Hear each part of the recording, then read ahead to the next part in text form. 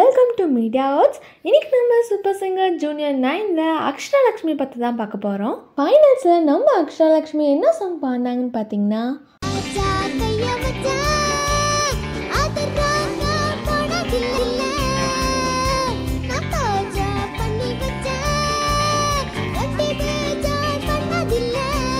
இந்த சாங் தான் பாடியிருந்தாங்க. ரொம்பவே க்யூட்டாக பாடினாங்க. அண்ட் காஸ்டியூமும் சூப்பராக இருந்துச்சு. ரொம்பவே சூப்பராகவும் பாடி முடிச்சிட்டாங்க. அவங்க தான் செகண்ட் ரன்னர் அப்பாவும் வந்தாங்க.